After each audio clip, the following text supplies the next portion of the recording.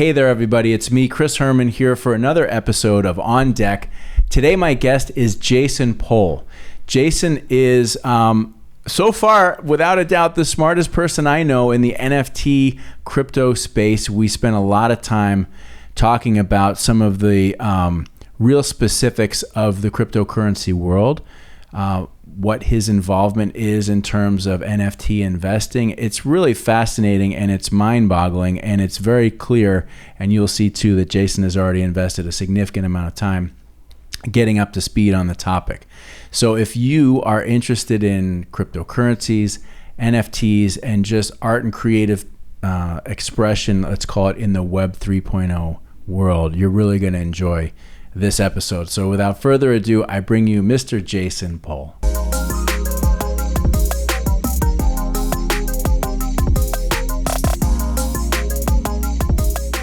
Jason Pohl, welcome. You're on deck, buddy. How are you? I'm good. Good to be here. Thank you for the invite. You're welcome, man. I'm glad to have you here.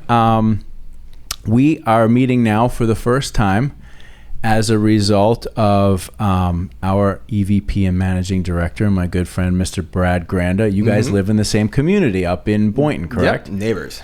You guys are neighbors. And so Brad told me about you because you and your lovely family were featured on the cover of the magazine for your community. And in that article, you shared some insight into your love of art and music, and also your interest and participation to some degree in the crypto and NFT space. Yes. Fair enough.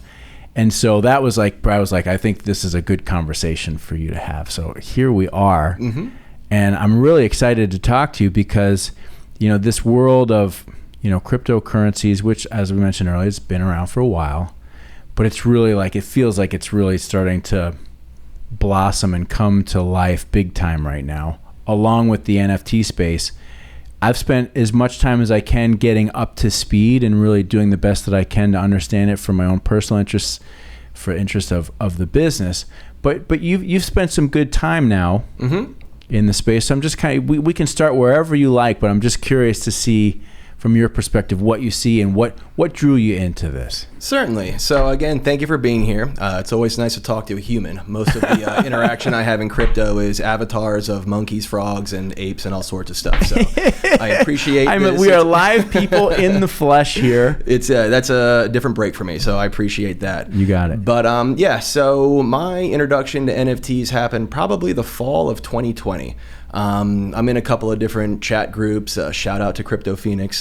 So that group really started to go from crypto to NFTs. It was probably fall 2020. And it took me about 9 months after that to realize that it's not just money laundering. So I missed a lot of opportunities going, this is all a scam, everything's going to blow up, you're all going to lose your money. And then month after month went by, and I kept to that stance. And then probably the summer of 21, I think it was when I bought my first NFT. And from there, I just went down the rabbit hole and kind of got to where I am now. It was a very big learning experience and checking the money laundering thing at the door. And once I got involved, realized that's not the case at all. Is there some going on? Yes. But when I thought it was 5%, you're probably looking at 7% money laundering at most, compared to 93% in other areas. Kind of one of the things that we discussed was the community aspect of NFTs and these certain groups and all that. And that's really what drew me in. It wasn't as much the flipping for money. That's always a nice perk. But seeing what was happening in this space is really what drew me in. You know, my wallet is full of art that maybe 10 to 15% of it I like. So the money flipping is part of it. Sure. But the community aspect, I couldn't put a price on for some of the things that I'm involved in. It's very interesting and nothing I've seen about in my life before. So let's just back up for a second, because I want to, simplify for some people. Of course, the NFT, non-fungible token, is essentially, for lack of better terminology, a piece of digitized art that has been minted and identified to be the one and only version of its kind on the blockchain. In this case, probably most likely the Ethereum blockchain, correct? Yep. And if I think about it, yeah, you're talking about, a year and a half, almost 2 years ago when you first heard about it. you've got, what happened is, from my perspective, you've got like this sort of exploding interest in this space and people spending crazy money on things that seem to not have any remote value compared to what people were investing in. What was it for you at the beginning when you're like, what was the money laundering fear there, right? Did it have the reputation right out of the gate as a place where people were doing that? So I wouldn't as much say it was a fear of anything I've seen. Just being in crypto for about 4.5 years, you see a lot of fads come and go. Right. And it just seemed like, even art in general, regular art, I guess physical art, has a connotation of money laundering as well. So if you really dig into a lot of the studios and the upper echelon of art, people are just transferring it from 10 million to 15 million. It's just a piece of art. Who put the value on that? So who's to say that in regular art, there's not a huge influx of money laundering? So I kind of took that thought and ethos into NFTs going, well, this is a real scam. I mean, we're talking about JPEGs here. I was a part of the right-click save as movement going, you're all wasting your money. What's the difference between me right-clicking this JPEG and saying, well, now it's mine? Now I know that, that's a great story. You can do that. You can have that and save it, but there's no value behind it. A lot of the NFTs, and what really has kept me going on it, is the utility that comes with them. So whether it be just a community that you're involved in that you get access to because you own an NFT, some NFTs will be yield bearing, that you have this NFT and then you get a percentage of what this company's doing with it. So once I started seeing the utility aspect of it, and then again the community, I was like, well, maybe I'm wrong on that. And being one of the few Americans that has the ability to change their mind, I was able to go forward and do that. So it is a rare trait these days, without a doubt. So luckily, it was a very good decision to change my mind on that, and I've been opened up to a whole new realm of people, groups, activities, and the new way of looking at things, the way that Web3 is coming. So that's been a lot of fun that way, and very eye-opening experience. I'm trying to distill down a number of different questions.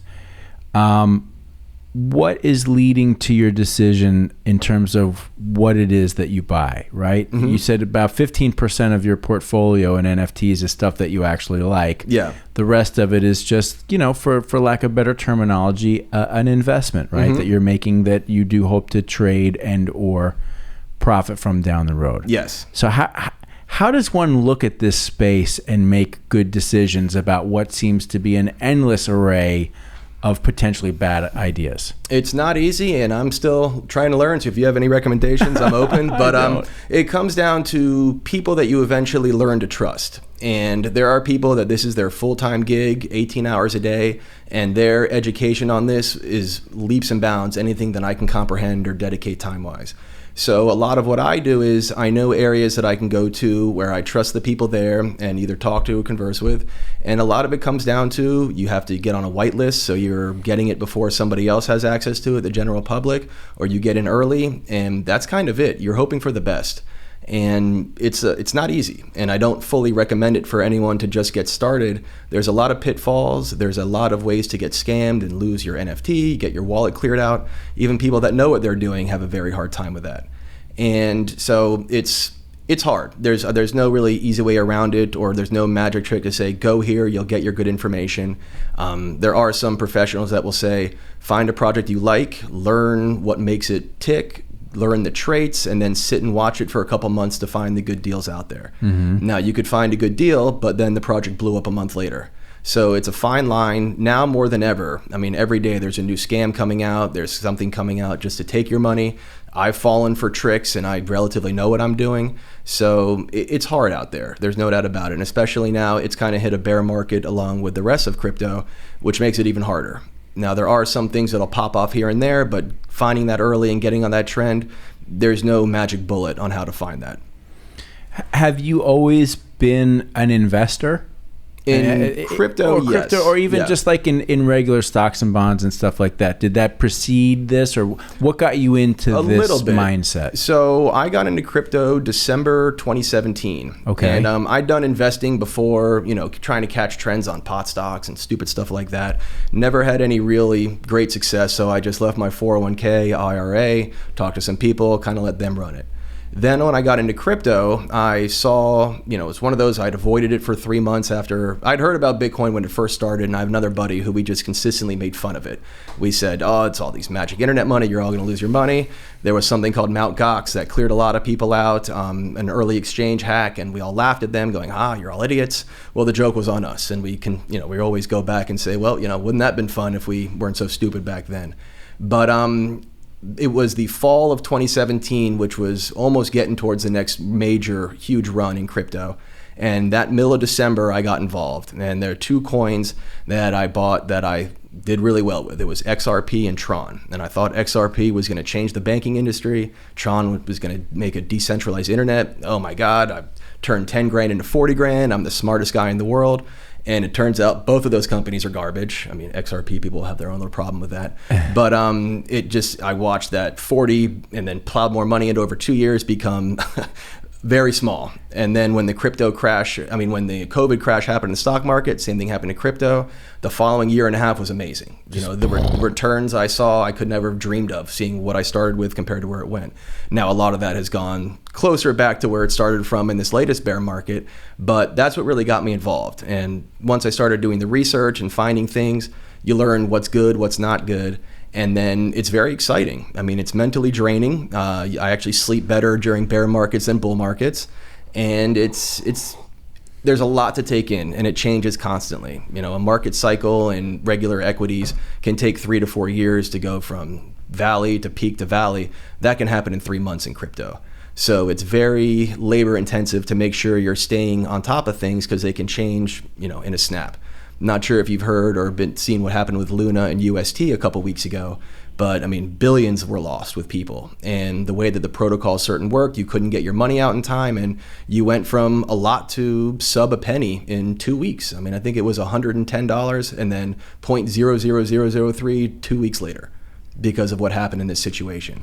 Yeah, I heard about that lightly, that there was and I didn't remember it as Luna, but there was one of the hot up and coming companies that everybody was in that just crashed. Yeah, it was Luna and UST, Terra Luna, and then with their Terra Luna. Okay, yeah. Their token is Luna, and then they had an algorithmic stablecoin called UST, which in theory the algorithmic coins can work. There's 2 major mechanisms, but when put together, it has the tendency to get exploited and explode, which is what happened. And as a result of technology, people weren't able to get out of it quickly enough? So one of the things there was called Anchor Protocol, where they guaranteed a 19% APY just by having your money there. What's APY? I'm sorry. It's just the return on your investment. So if you put $100 in the beginning of the year, you'd have 120 by the end of the year. Okay. Which is pretty significant if you start throwing millions of dollars in there. Right. And it worked for, I think, a little over a year. And there's actually a meme that if you look at a surge protector, it's plugged into itself. So you look at that and you're like, all right, it's powering itself, and people say 20% APY, my bank's giving me 0.5%. This sounds great. And it worked for a while. And then part of the protocol sounds Ponzi-ish. Yeah, yes, you would say. Well, that was actually one of the reasons I didn't get involved. I've been in plenty of Ponzi's, but I saw that and said, all it takes is 1 or 2 things to happen and this all goes up in smoke. And that happened in 48 hours. It all went up in smoke. I think it was about, I can't remember the exact numbers, but I think they were the number 3 and 5 total market cap, top 10 total market cap coins between the 2 of them. And now that just disappears, vanished in 48 hours. So if you couldn't get your money out, which took 2 weeks once you requested it, nobody could because it all blew up in 2 days. So they're all left held in the bag. And I can't tell you the stories that I've seen. Suicides, hundreds of $millions lost, families ruined, mortgages taken out that can't get paid just because your average person says 20%. What can go wrong? This is great. Everybody's doing it. Well, there's a reason, and now here we are. Let's talk about Bitcoin for a second. Is Bitcoin everything that people say it is and want it to be? Like, you read, or see what's his name, Michael Saylor, who's seems to be like one of the top Bitcoin evangelists out there. The notion that there is a limited supply, that there is, and I'm forgetting the terminology, so you'll pick up on it. But is it what it claims to be? Depends what you're looking for answer-wise. Right. So you've got people that use Bitcoin. Like the only use case I have for Bitcoin is buying other coins. Then you have the Bitcoin maxis, what they call the maximums, where they're the ones who sit up there on the stage and say Bitcoin's going to change the world, this is going to happen, and this is why, and inflation, this, that, and whatever. I've kind of seen the Bitcoin value proposition kind of blow up recently in regards to inflation's here. Bitcoin is half the price it was, 4 months ago. And all the things, the store of value, all that, the Bored Apes are a better store of value than Bitcoin has been. The Bored Apes has already seen 2 crashes in Bitcoin and just has gone up in value. And that's an NFT series.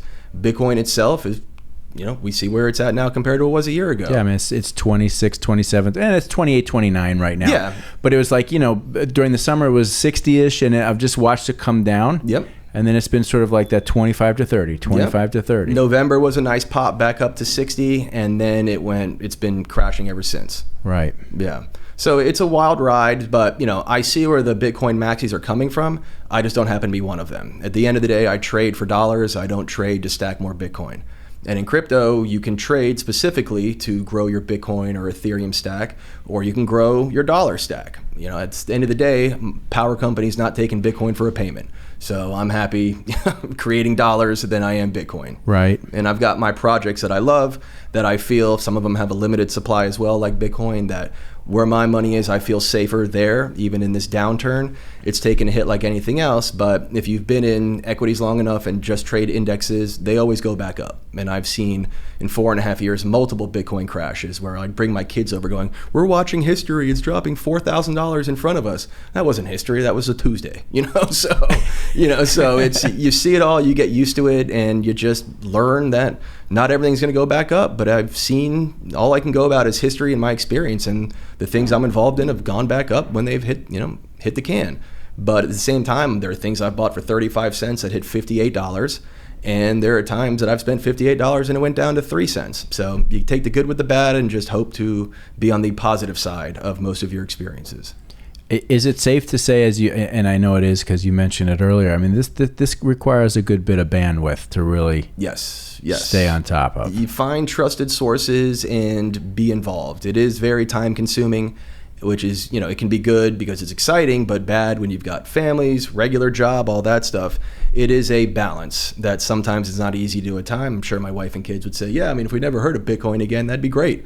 But at the same time, there will be things later on in life we can do because the crypto time I've taken now and investments and all that. Mm-hmm. And it's even taken on another form. For instance, my wife is now certified in crypto real estate transactions. So it's kind of bled over to that. She has a marketing PR company that we're helping building out the Web3 aspect of it for her current clients, which she's got some big ones. And we're saying, hey, let's talk about this, where they've come to her and said, what do you know about this? And she's, oh, funny you say that. We're building out this wing of my company. And it's, learning about NFTs, the people I associate with, I feel like my knowledge is kind of middle of the road. But when you get to people who aren't in this industry, it's like, wow, I know more than I thought I knew.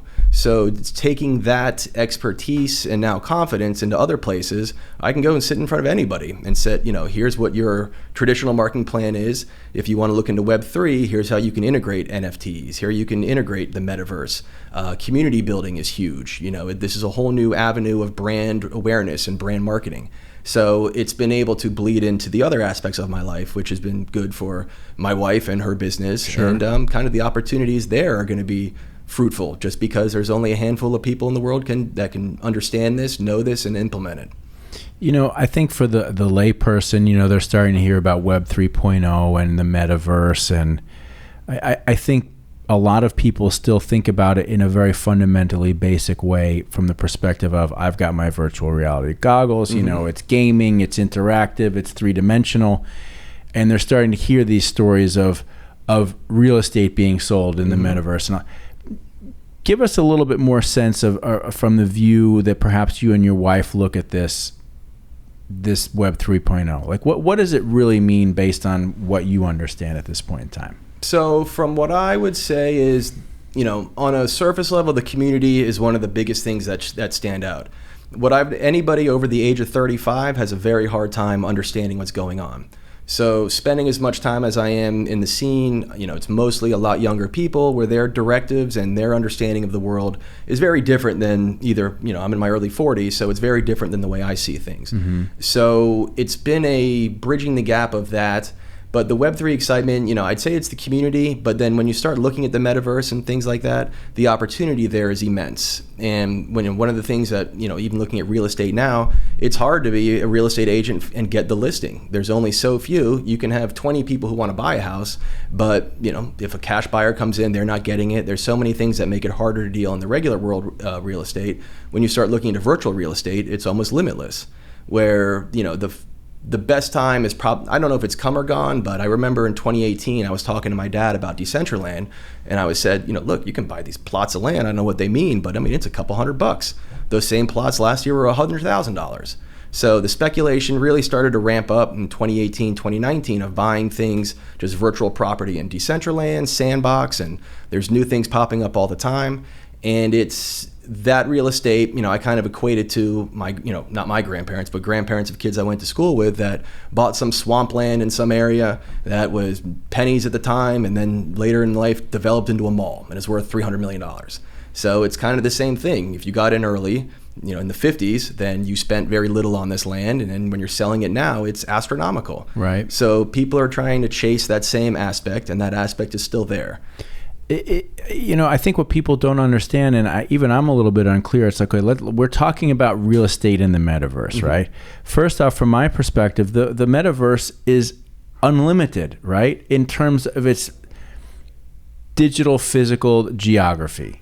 Is that a safe thing to say? Because I know you talk about Sandbox, and I've mm-hmm. heard of some of these things where these are like specific worlds or realms that have been yes. created, right? Mm-hmm. That have plots of land available for people to buy and develop, and that's going to create a value in that digital space, mm-hmm. correct?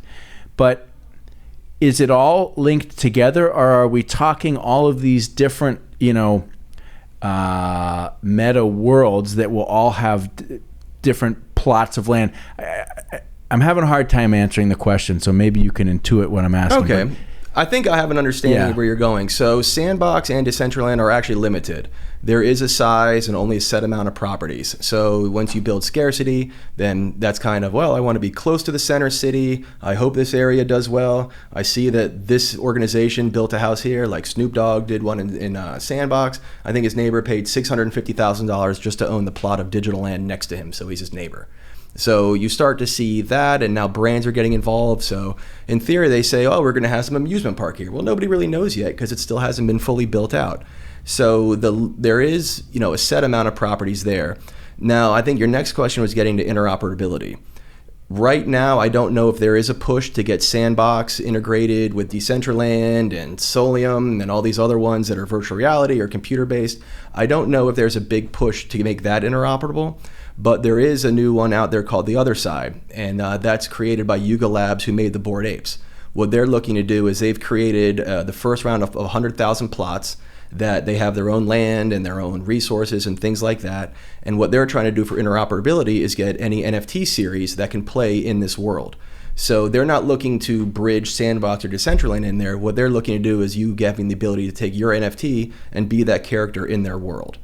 Now, out of all the ones out there, I think they're going to succeed the most. I do have some biases because I'm involved in the community and around that. But what they're looking to do, they haven't failed on anything they've done yet, and I don't think this is going to be the first thing they fail at. They are very good at what they do, very cutting edge in the market and how they go about things. So I think that that's going to be one of the most successful ones out there. It's going to be more kind of game placed, but they'll have the community aspect of there. You can meet people there. You're your NFT. So they're literally building a world. They've built a world. And then they're going to designate plots of land and where structures can go and all that stuff, right? Yep. So you'll have your piece of land and you can do whatever you want with it. So you can develop on it, you can create something. I know someone who's looking to build a school on there.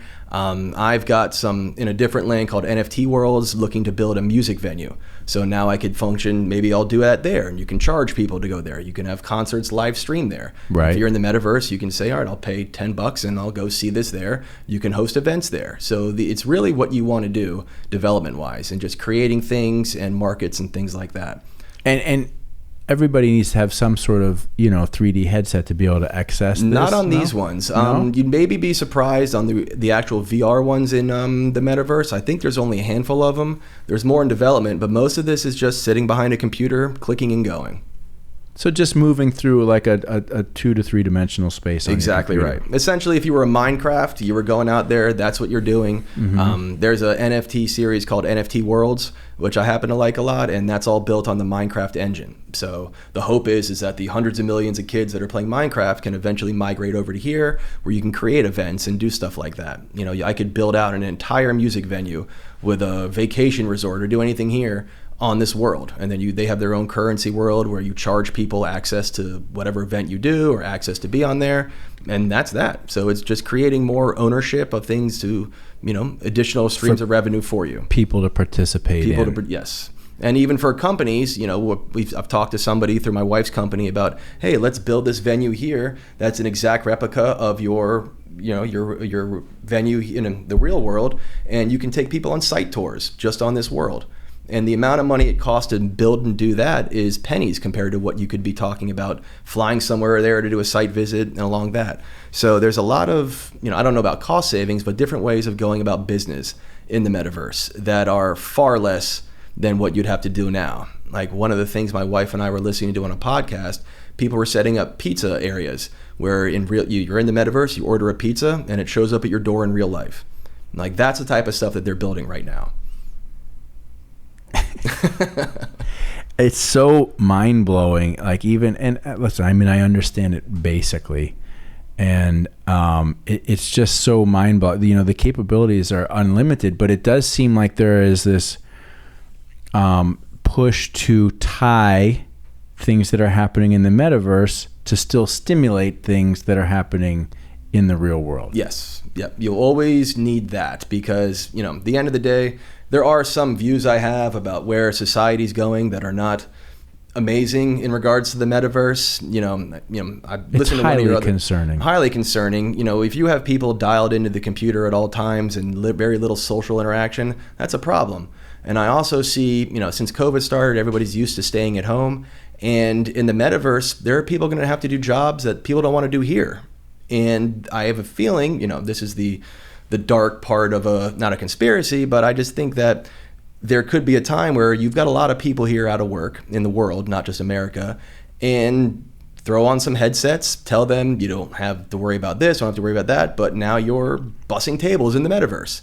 And I have a feeling that that's a direction that people are just going to be getting used to now that we're all home, on video conferencing, all that stuff. It opens up a weird avenue of, well, we just need a farm of people to do stuff in the metaverse that nobody else wants to do so everyone else can enjoy it. Well, I mean, I can go down that rabbit hole with you a long way as well, too. And that's why I find it, I think anybody would find it concerning, but I find it concerning as well, too, because you literally have the potential for a whole generation of humans, many of them, to be able to live a fundamentally better life in the metaverse than they're able to live in the real world. Yes. Right? It doesn't take a large physical footprint to house a human being to give them just what they need to be able to spend the majority of their time in the metaverse. The limitations on physical and human interactivity. What it does, I mean, it does leave in that sort of matrixy, sort of Orwellian way where you go, it's concerning, right? It's certainly concerning, and so I sort of have a fascination with it because I want to know and learn as much as I can about it and see how our company can participate in a way more from the arts and production. And I'm not going to be building out metaverse. Well, let me not say what I'm going to do. Be careful what you say. Yeah, exactly. Right. Every time it's like every time I say this is the last guitar I'm going to buy. Yep. It's like, no, that's not true, Chris. Yep. Stop saying it.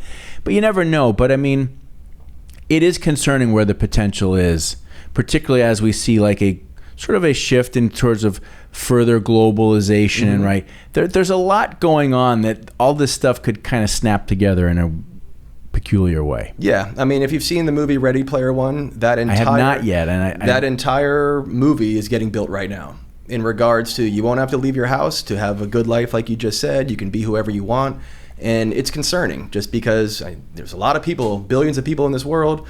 A lot of them are going to need something to do, and there's just not the opportunity to do it here. So you throw on a VR headset, say, do this. You don't have to worry about these bills, you're just going to be here.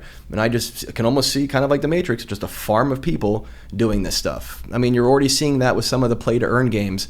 There was a game, Axie Infinity, that there were areas in the Philippines that their entire town was just having kids on computers earning their currency by playing. Now, what was great was that it helped fund the town. I mean, the town brought in a lot of money.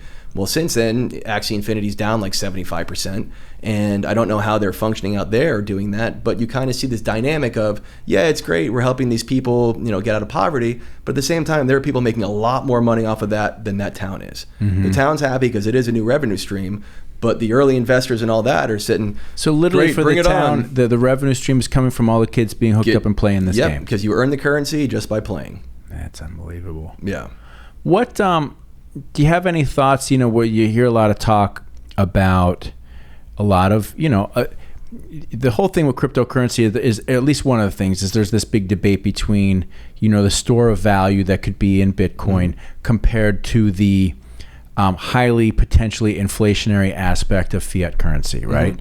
And how national international governments, are looking at these digital currencies and number one, potentially concerned about the loss of control over currency as people shift towards digital currency. But then there's also this discussion of how, international nations are looking to create their own digital currencies to be able to transition people into this world. What's your take on that? Because, I tend to hear a lot of the stuff that I find concerning, which is you've got nations looking to build digital currencies that they also have the ability to code in restrictions in terms of what people can spend their money on. Yeah, I think China is a good example of that right now, where they've launched something called the BSN network, which is a huge blockchain kind of as a service for there. But yeah, once you create central bank digital currencies, anybody who uses it, they have every view of what you spent it on, who it got transacted to, what they spent it on, who that was then given to. That's all there. And it is scary that way, because if government doesn't like you doing something, bam, we just took all your money and there's nothing you can do about it. Now, with that said, one of my favorite companies that I'm invested in is called Quant Network. And right now they're trying to be the rails of this entire new digital cash, what's coming out there.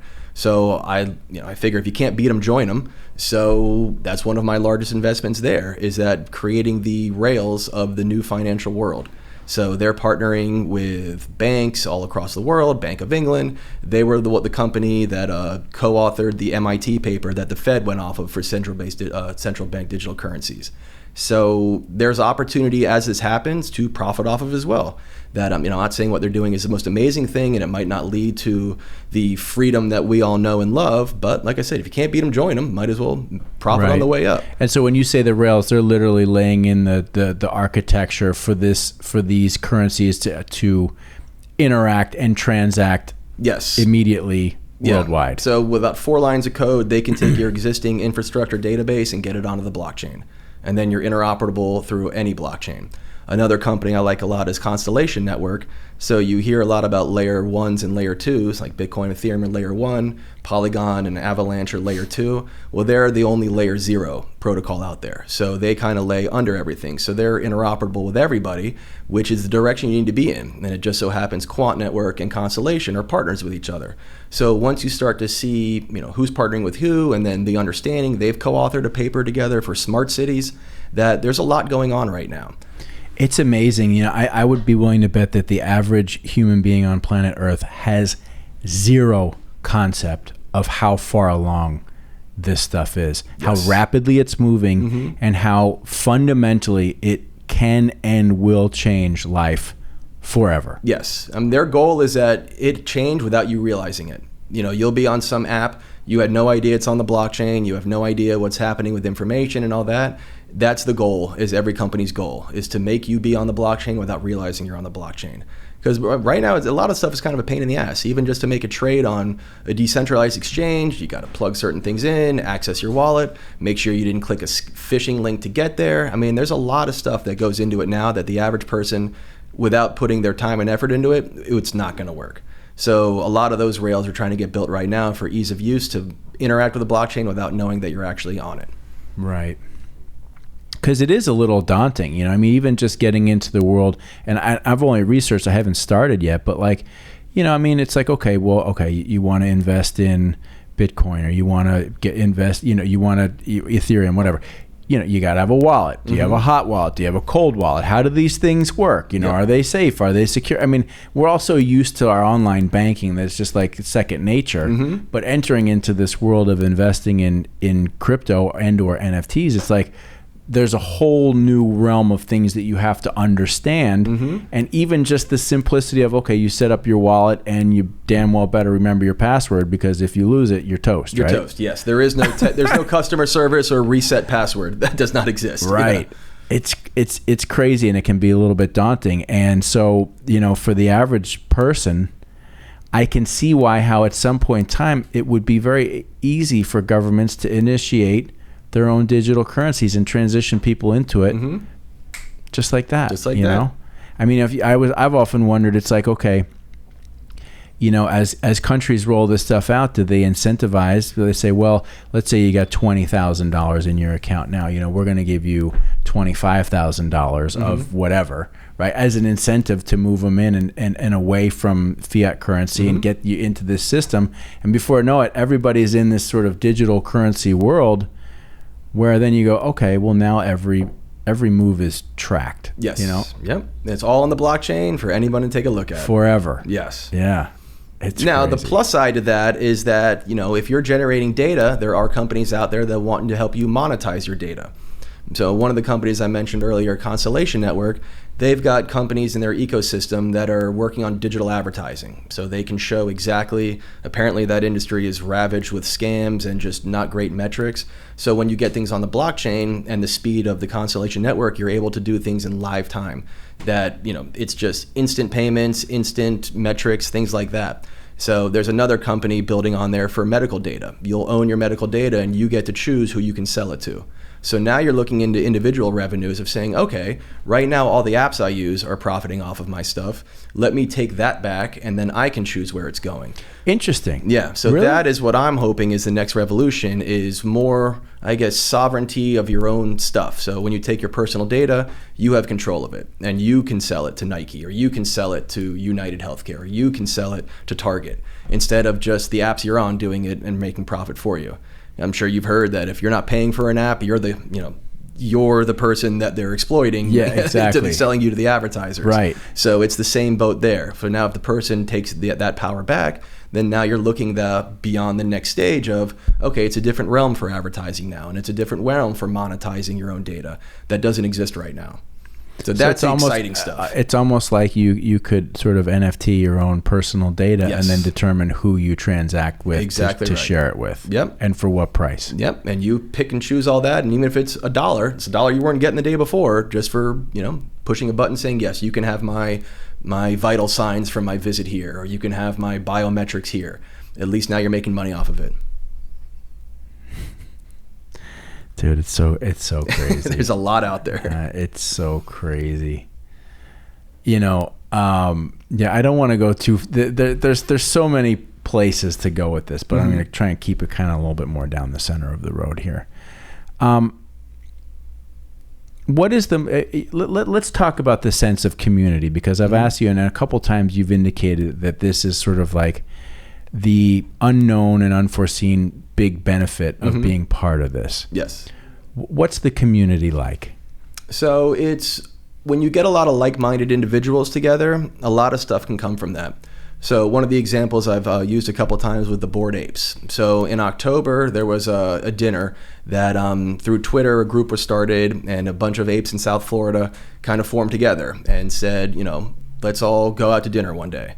So there was about 15 people there, and I went with a friend of mine. But outside of that, nobody knew anybody else.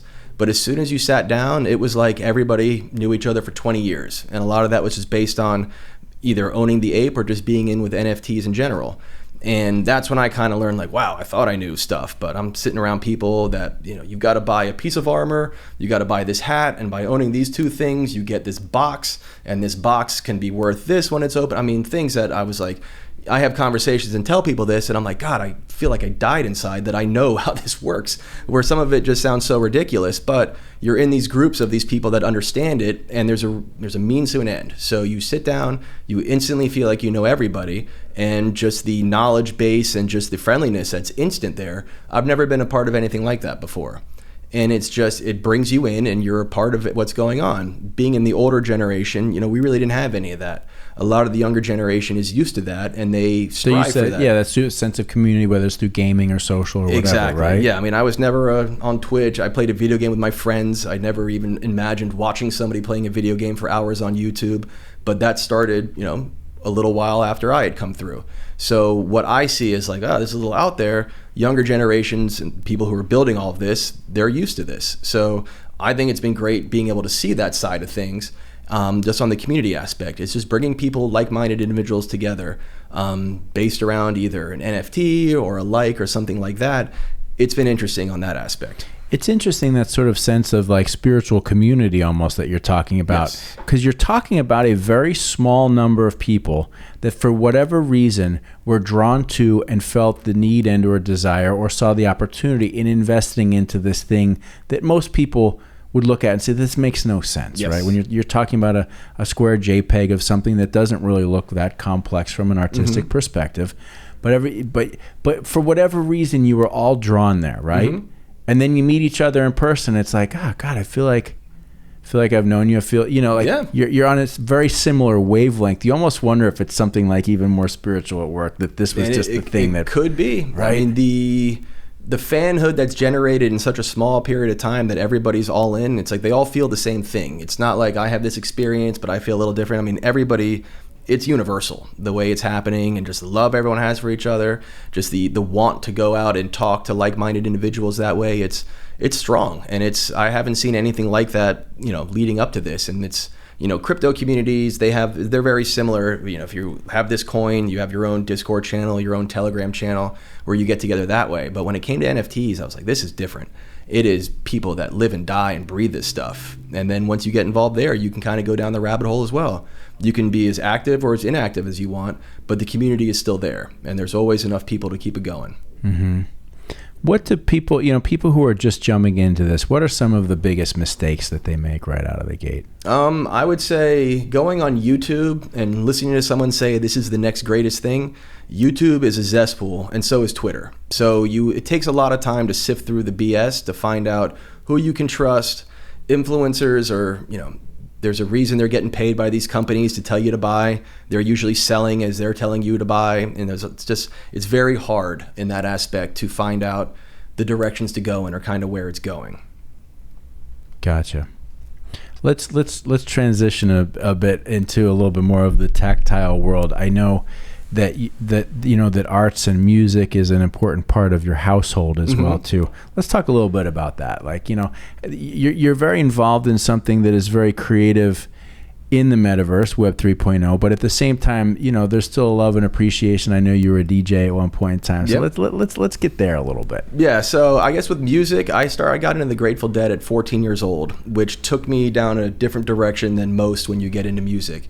And in regards to the community, that was really the first time I had seen, wow, there's a bunch of hippies. This is awesome. This is great. The music's great, all that stuff. So being involved in that area was really kind of, I guess, the catalyst to go on. And then from music, I got to college and then was like, wow, this electronic music's kind of cool. Got turntables, did that in college, graduated, said I wanted to go back to music with words.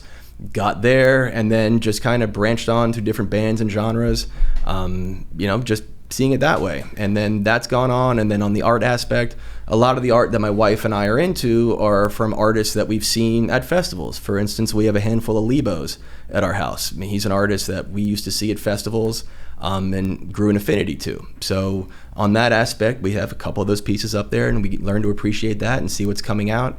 I'd say on the art side, I'm more involved probably on the NFT side. Sure. And it's, I can't say I'm there as a a critic and saying, well, this is good, this is bad. Like I said, I could show you my wallet and 80% of it sucks.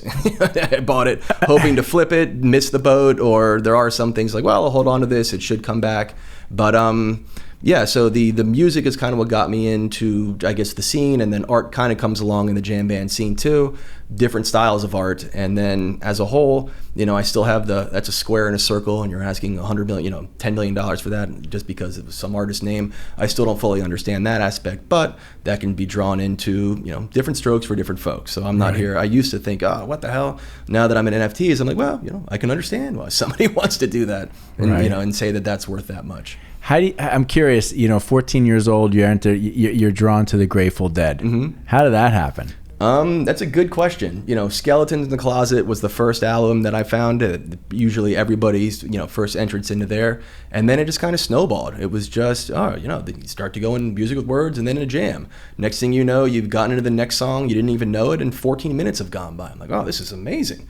It was better than the pop music, singles you were buying, for $4, and you got 3 minutes worth of music on one side and some remix on the other. I really fell into the Grateful Dead that way.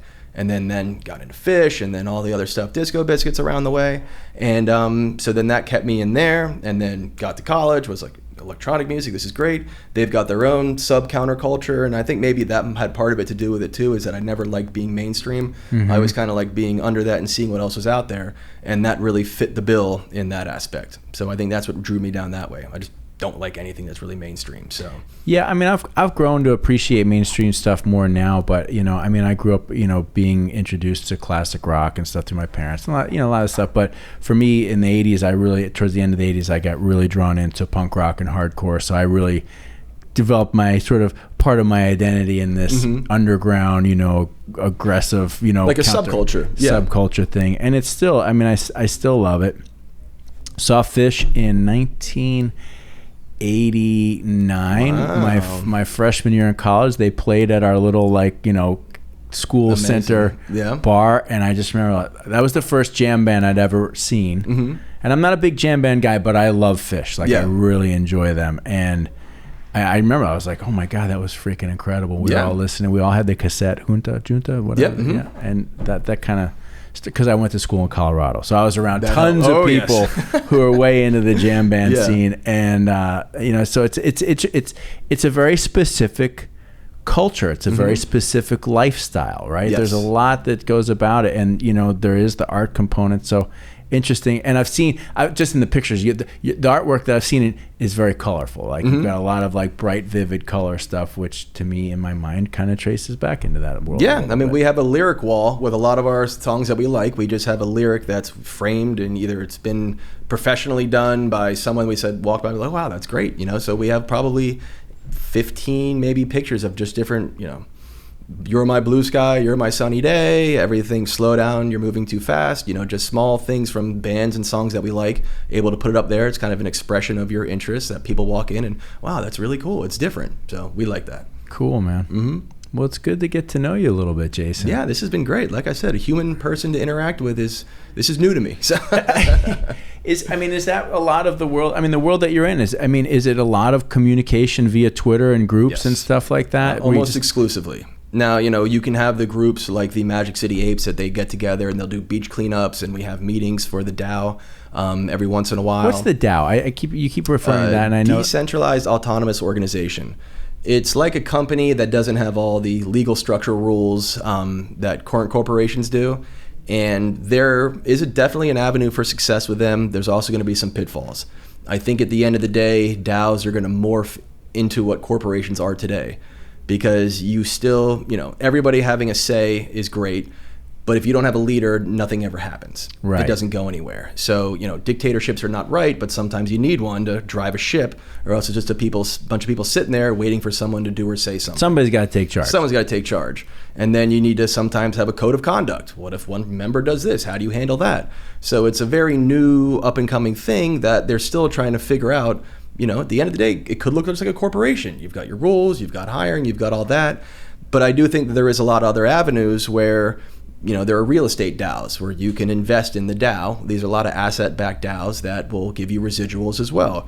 A lot of them can be seen as investment groups where you have 5 people that you've seen in the industry that got together to form a DAO. Money's getting pulled together. They're buying NFTs. They're putting them in a vault. They're buying this. They're buying that.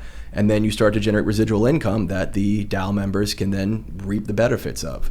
So in that aspect, it's not like a dividend, but you're getting real access just because you joined a DAO. Some of them will have a fee, some of them won't. If you're looking to get a return, you're probably going to have a fee, but it's almost like money managing is controlling that, and you just pick that one. That's what you want to be a part of. Dude, it's mind-boggling. Yeah. It really is mind-boggling. Mm-hmm.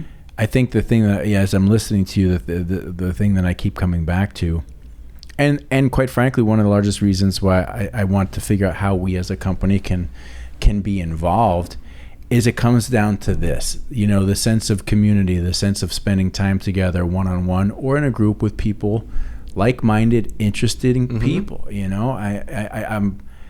I used to be a lot more reclusive, I guess, as I've grown up, and as I've gotten older, I've really learned, and this podcast has really helped me get there, really learn to appreciate and enjoy, face-to-face conversation, spending time with people, listening, learning, not small talk bullshit, but like really sharing interesting ideas and learning other people's perspective is just becoming more fascinating and interesting to me. And as I listen to you, it seems to me that that's the heartbeat of it for you as well too. Yep. Always learning. Things are always changing, for better or worse. Like I said, it takes a lot of time to keep up with it, and there's still things that I'm still far behind on. But yes, I like the innovation and where it's going. And my kind of personal opinion is you either learn it now or be behind later.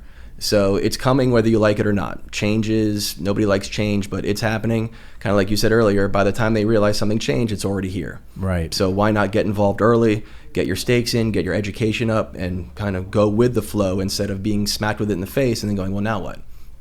Yeah, I've said that before too. It's like, it's time for people to at least get some basic fundamental education on what's happening here, because like you said, all of a sudden it's just going to be boom, and they're going to be living in it and still not even really understanding what's going on. Yeah, no, it's crazy. The innovation and the speed, it's very hard to keep up with. Yeah. And the average person is not going to have the time or desire to care.